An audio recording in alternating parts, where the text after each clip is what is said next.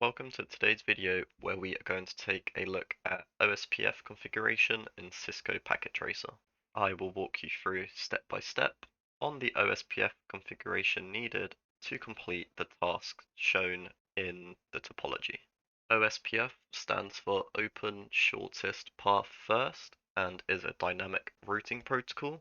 Unlike static routes, it is very scalable and quite easy to configure and understand.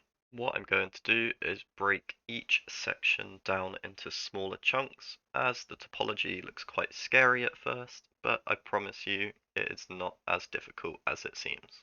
Before we jump into the OSPF configuration, let's just focus on our customer PC, our switch 1, and our customer router 1, and just make sure we achieve IP connectivity. On the customer PC1 here, the IP address we want ends in 10.2 with a /24 subnet mask, and we can go ahead and enter those details through the IP configuration tab here. So we'll go for 192.168.10.2, and it attaches a /24 by default, and our default gateway is going to be here on our 001.10, which is shown on this router here. So we'll go ahead and enter that information too. Onto our switch 1, I am in the CLI here. We'll go to enable, and all we want to do here is ensure that our fast Ethernet 01 going to customer PC1 is in VLAN 10 and is an access port, and our 01 going up to our router allows VLAN 10, so we can just trunk that. Let's go ahead and do exactly that. So on switch 1, we'll start with our fast Ethernet 01 interface, fast Ethernet 01. We want this to be an access port, and we'll go for switch port access VLAN 10, as that's what it says on the topology there. We'll hit enter, and it creates VLAN 10 for us. And you can see it's just going through the configuration now. With that done, we can go ahead and trunk our gigabit 01 interface. So we'll come out of that interface, go into our gigabit 01, switch port mode, trunk, and that trunks our interface as shown on the diagram. With our switch now configured, we can move on to our customer router 1, and on the diagram you can see that our gigabit 01 is still in this red state. Once we open up the interface here on our gigabit 001, you'll see that will become active and green. Here we are on the customer router 1, and we'll just work our way down. So we'll go to enable, configure terminal, and one thing we want to start with is by no shut the gigabit 001 down to our switch. So we'll go for a no shut and hit enter. One thing we also need to do is create our router on a stick VLAN 10 on this interface as shown here, which will be our default gateway for our customer PC1. We'll hit enter, and we are still within 001, so we'll exit and go into it again, but attach our .10 onto the end, as this is the router on a stick configuration. We'll hit enter, and we can see the state is now up. We need to do our encapsulation .1q and the VLAN number, which is 10. And we can give it the IP address as shown in the topology of 10.1.255.255.255.0, which is our /24. And we'll hit end. I will walk you through the running configuration of our customer router 1 by doing a show run. I've added the IP address of .2, which is here, onto the WAN link, go into our core router. We have our 001 going to our switch, and our router on a stick SVI, which is a switch virtual interface, going to our switch, which is 10.1, which is our default gateway of our customer PC. And from our router, if we ping 192.168.10.2, which is the PC, this should return back successfully, and we can see it has. With that now done, we have basic IP connectivity within their own networks. So we have connectivity here, and I'm going to go ahead off screen and do exactly the same here.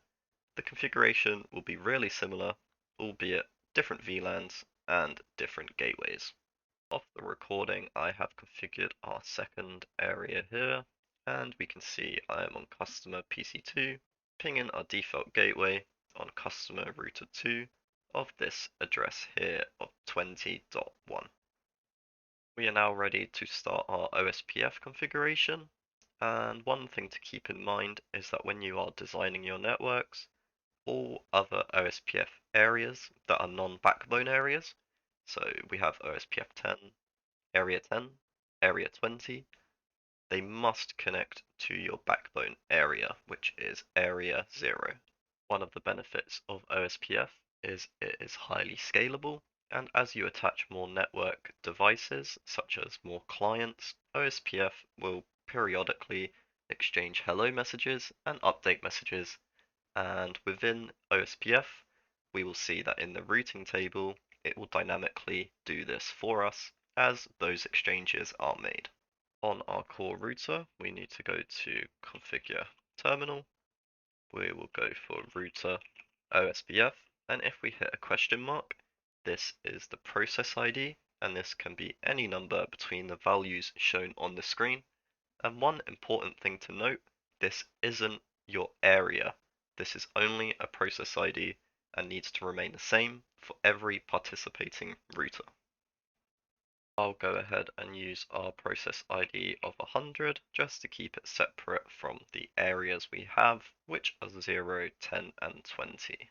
With that now entered, essentially with OSPF, you just want to tell and advertise your networks that are attached to the router. And what I mean by that is on our core router 1 here, what networks do we know about directly attached? Well, we know this 30 network, we know this 10 network, and those are the networks we need to advertise through our OSPF configuration. We want to use our network, and if we hit a question mark, it will tell you the network number, and we'll go for our 30, 30, 30.0, as that's our network address. And if we hit a question mark, unlike a subnet mask, which is used in your IPv4 static routes, you want to use what is called a wildcard.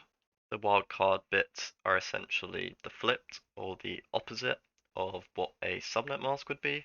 So for a /30, we would expect a subnet mask to be 255, 255, 255.2, whereas a wildcard mask are 255s turned to zeros, and the difference is what you want your value to be. So we have a 252, and if we subtract 255 from 252, we get 3. So we'll go for 0, 0, 0.3, and if we hit a question mark, this is where we can set our area. So this network of our 30s relies in OSPF area 0 here, in this kind of blue color. And we'll go for area 0 and hit enter. We also know that this core router has another network address, so this 10 range going to our customer router 1, and this is in OSPF area 10. So very similar, we'll go for network 10, 10, 10.0, and the wildcard mask is a /30, which we know ends in 0.3. This isn't in area 0, it is within area 10, and we can go ahead and press enter. And that is everything you need for OSPF configuration on our core router. I've just brought up our customer router one, and we just need to do exactly the same. We'll go to configure terminal, router OSPF, and remember our process ID, which was 100, and we need to advertise our networks. So customer router 1 also knows about our 10 network, which is .0.0.0.3 within area 10. As we can see, an OSPF adjacency has formed. We have our process 100 and our 30.30.30.1 on gigabit 000 has gone from loading to full. So those messages are taking place. And this router also knows about our customer PC network, which is 192.168.10.0/24. So we'll just advertise that network within OSPF as shown here, and the wildcard mask is 255 as it's the opposite of a subnet mask, and this is also within area 10. Back on the customer PC, what we can do now is show that we can access networks outside of our local area network. Previously, we could only reach our default gateway here, but now that we've implemented OSPF across here, our customer PC should be able to break out of its network and contact the address shown here. So we'll go for a ping 10.10.10.1, which is the IP address of this interface here. We'll hit enter and we can see it returns back successfully. On our core router, we can see the OSPF configuration here. Really simple, and it just defines what network is within each area that is attached to the router. And if we do a show IP route, we can see that O, which stands for OSPF, we can see this core router has learned via OSPF the network of 192.168.10.0 via this interface here.